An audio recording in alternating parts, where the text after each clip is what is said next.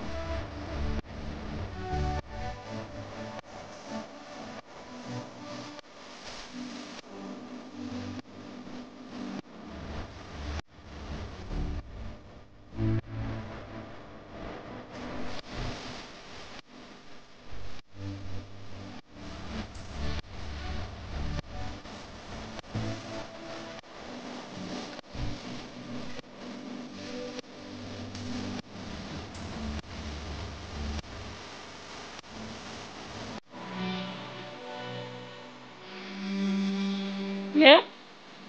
I'm here.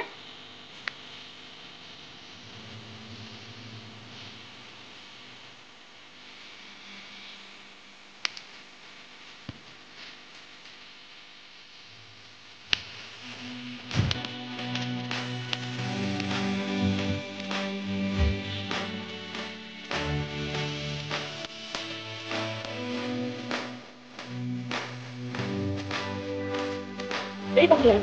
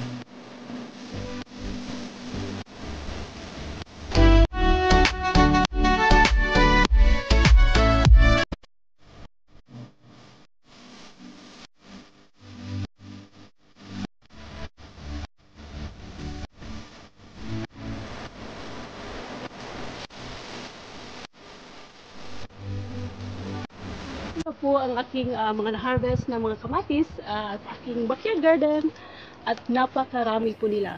So, makakapag-save po talaga ako ng marami nito.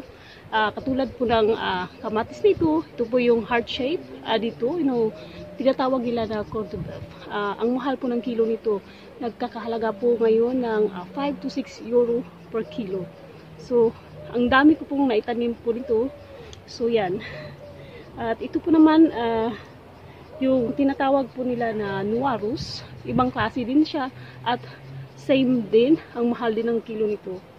At yung isa naman, ang kamatis po naman ito ay especially for the sauce.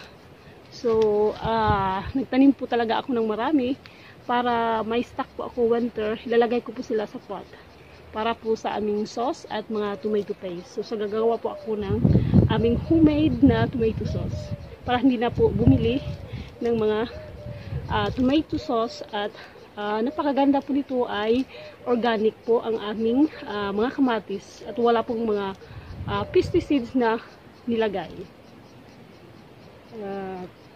Ito rin naman ay ang aming mga tomato cherries at Ang mahal po ng kilo nito. Meron po akong dalawang klase. Ito po yung circle. At meron din po akong ganitong klase. So, napakasarap at napakatamis. Ito po yung pinaka-paborito ng aking anak.